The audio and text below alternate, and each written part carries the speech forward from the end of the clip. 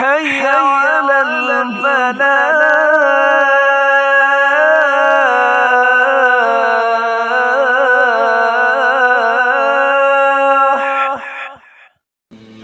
آج ہم اس ویڈیو میں قبیلے قریش کی شاخوں کے نام جانیں گے۔ قریش تمام کے تمام نضر بن کنانہ کے پوتے فہر بن مالک کی اولاد ہیں۔ فہر بن مالک کے 3 بیٹے تھے، حارث، غالب، محارب۔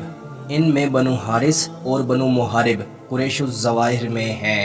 قریش الظواہر اور قریش البطا پر ہم الگ سے ویڈیو بنا چکے ہیں، اگر وہ ویڈیو آپ دیکھ لیں تو اب آپ کو آسانی ہوگی۔ جبکہ تیسرے بیٹے غالب کے 2 لڑکے تھے، تیم الدرہم اور لوئی۔ بنو تیم الدرہم قریش الظواہر میں شامل ہیں، جبکہ لوئی بن غالب کی کئی اولادیں ہوئیں۔ ان میں سامہ، حارث، خزیمہ، اوف، سعد یہ سارے قریش الظواہر میں شامل ہوئے۔ عامر اور کعب کی اولادیں مکہ میں ہی رہی۔ بنو عامر کی 2 مشہور شاخیں بنو حصل اور بنو معیس، جن میں بنو حصل قریش البطا میں اور بنو معیس قریش الظواہر میں شامل ہیں۔ کعب بن لوئی کے 3 بیٹے تھے، حسیس، مرہ، عدی۔ ان میں حسیس کی اولادیں بنو جم اور بنو سہم تھی، جبکہ عدی کی اولاد بنو عدی کہلائی۔ مرہ بن کعب کے بھی 3 بیٹے ہوئے، کلاب، تیم، یقاظہ۔ تیم کی اولاد بنو تیم کہلائی، جبکہ یقاظہ کے بیٹے مخزوم تھے جو بنو مخزوم کہلائے۔